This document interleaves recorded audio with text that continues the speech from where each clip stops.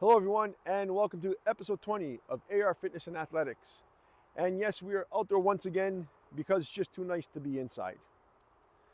Today, we're going to tackle a big topic, and that topic is nutrition. So let's get to work. Now, as you can see, we are 20 episodes into this, and I just mentioned nutrition now. And that's because it's such a tricky thing to talk about. And not that it should be, but we do have something called the nutrition industry and the diet industry. And there's a reason why it's called that. It's because it makes money, so it's an industry. Now, I don't want to put you off on nutrition to call it an industry, because we need to have nutrition. We need to nurture ourselves. We need food. This is how we survive. This is how animals survive. But be aware that it is an industry, and a lot of things, a lot of publications are out there in order to make money. But that's not necessarily where I want to go with this. I want to get onto the health part of this program. We do not need to make nutrition a complicated thing. We've made it a complicated thing, but we don't need to. We know the things that we need to stay away from: the fried food, the processed food, the heavy fats. How we eat, which is a question I get often: how should I eat? Well, there are plenty of methods out there. There is the grazing method, where it tells you to eat small portions several times a day.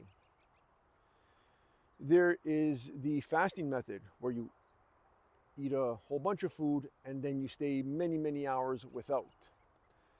There have been great results with both, and there have been great failures with both. What I've noticed, and what a lot of other studies have concluded, is that it needs to suit your lifestyle, just like with exercise. I can't get you to swim if you're not a swimmer. I can't get you to ride a bike if you don't like riding a bike. It has to suit your lifestyle. And this is probably the most important thing when it comes to nutrition. Most important, that this is the most important starting point. It has to be something that you can sustain, something that you're willing to do, and it's easy for you. So we don't need to make it complicated. Now, yes, there's definitely good foods out there, better foods out there. But I can guarantee you that there's no one item, whether it be a superfood or a super diet, that's going to do it all and make your problems go away. It simply doesn't work that way. Just like there's not one exercise that is the greatest exercise of all time. It's all it all comes together. You have to eat properly. You have to exercise properly. You have to be mentally healthy. You have to be emotionally healthy. And this is how you become the best you possible. Now, you're very welcome to study nutrition facts. And as a matter of fact, I suggest that you do read up on some nutrition facts. It'll probably help you along. But what I don't want you to do is to get hooked on a particular method, that this way is better than that way. Physiologically, if losing weight is your priority, there's only two ways that work. One is to reduce the amount of calories you take in, or two is to increase the amount of calories you put out. So one is tackling the food portion, which means if you're taking in 3,000 calories a day, you might want to bring it down to 2,500 calories a day, which creates a 500 calorie deficit. And over time, that will allow you to lose weight 500 calories per day at a time. Or if you're saying, listen, I really like my food, I don't need to eat more, but I don't want to eat less, well, then we need to increase your activity level, which means you need to put out more than you take in. So if you're sedentary, right, and you're on office work, you're not doing much, you really haven't gotten out there and gone to play any sports with your friends, or gotten out there to the gym to do anything, well, now we need to increase your activity level.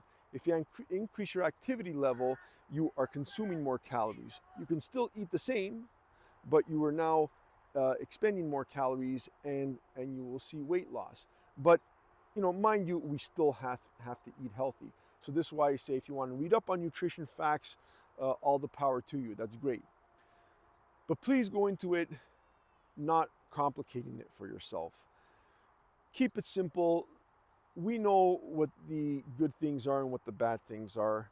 And I think if we start at that point and we're honest with ourselves, and eating is just as much as a routine as the training, and if we teach ourselves to eat in proper portions and not overeat, I think this will help a great deal. So let's start with that. We can tackle more on nutrition later on, but I want to start simple because I don't want to make it more complicated than it's already been made out there from the industry. That being said, I'm going to say goodbye to you now. Until next time, stay healthy, enjoy the great season out there, and we'll see you soon.